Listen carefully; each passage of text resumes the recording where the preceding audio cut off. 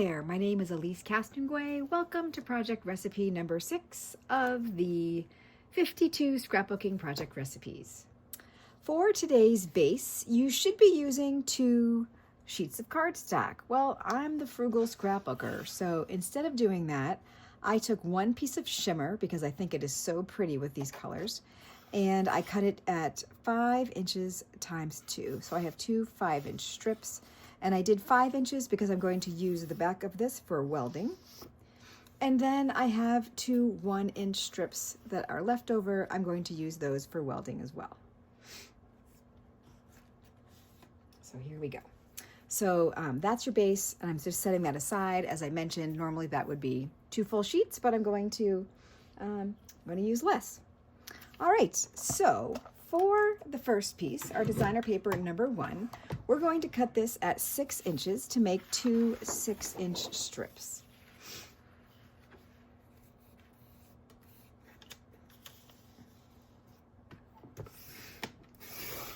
And we're just going to set those aside next to my bases. All right, now we have designer paper number 2. We're going to punch and trim to 1.5 inches.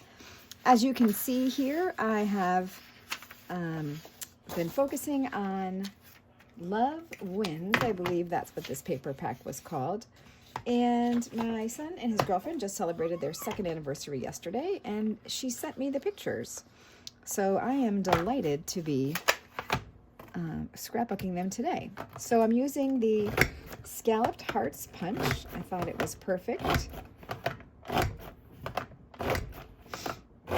So there's 1 heart, and then I'm going to cut that, trim it at 1.5 inches.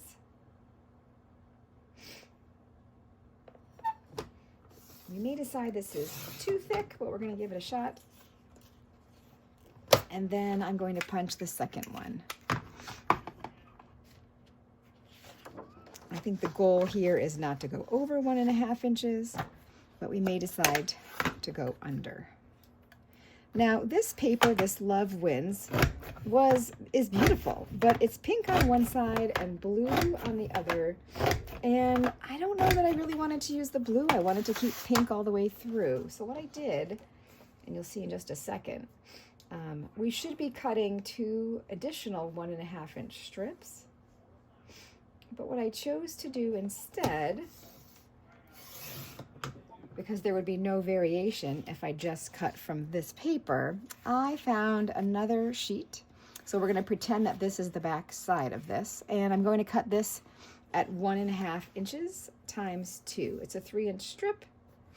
So this is going to be 1.5 inches. I think I went off the screen here. Sorry, everybody. 1.5.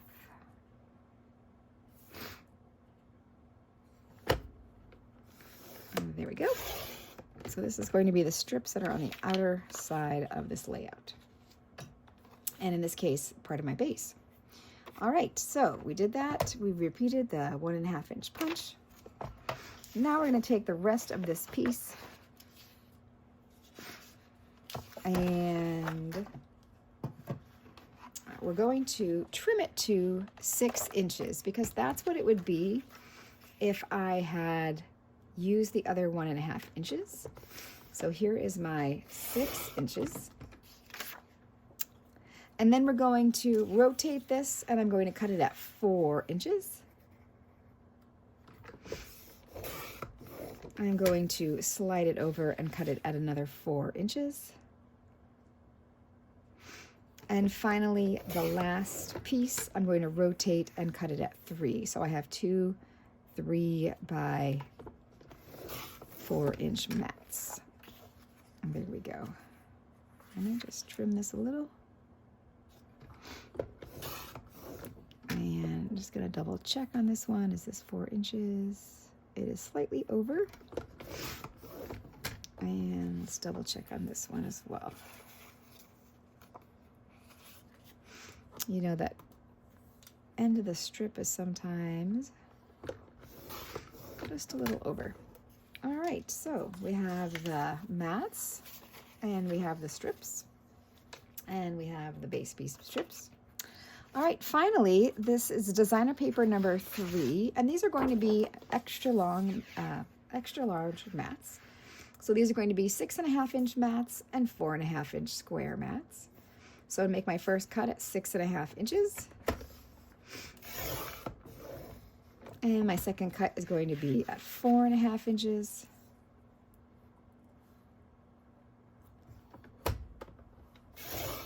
You do not need this last strip for this layout. And then we're going to cut that 6.5 inch.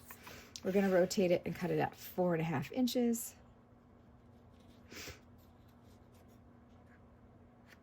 And slide it over.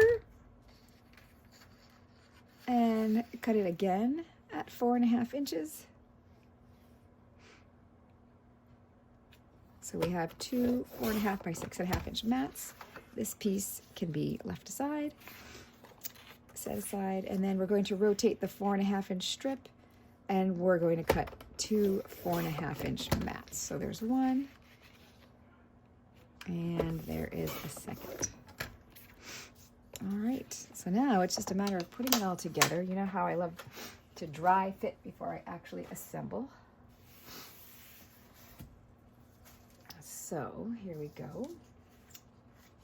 We're going to start with the shimmer pieces. Here we go. So lay these across the center of the layout.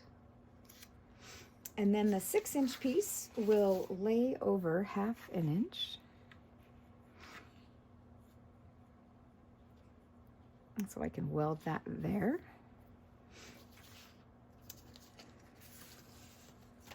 And over here as well.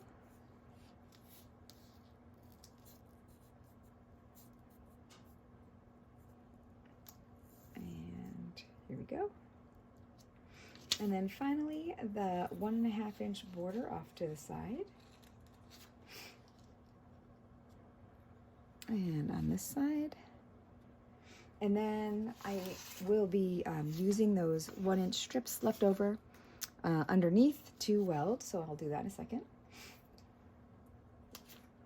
And then we have the scalloped hearts, which, as I mentioned, I can't decide if I want to make those a little smaller. Let's see how that works out. And we have the mats. So our very large mats are going to go here and here. And then our squares are going to go here and here. And then we have our smaller, our 3 by 4 inch mat there and here. And then our 4 by 6 will go there and here. So I kind of have to decide if I want to make this strip narrower or not. And I might. And just a quick look here at my photographs. I've got these two silly people right here. And then I have this. They did some arts and crafts apparently for their anniversary.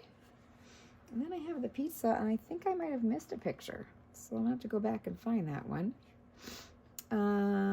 So, you know, I might have to play around with that a little bit. Maybe the pizza will go here. I can trim that down to 4 by 4. And I have a pizza dough that can be trimmed as well.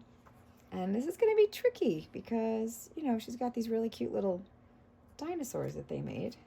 And maybe I can trim it up so that we don't see all of the iPad. But that is the gist of the layout. And like I said, at the end, I will decide if I want to trim these smaller. In the original, they used a chain border punch. They just used these vines. And so, and I know in the Locally Grown, they used a flower. So I'll just have to decide. But there is the gist of the layout. I hope that you enjoy making this, and I can't wait to see if you are in my Let's Keep Our Memories Alive layout work page, Facebook group, that you actually post them. And if you're just watching this for the first time, I'd love to have you subscribe to my channel. Thanks for watching.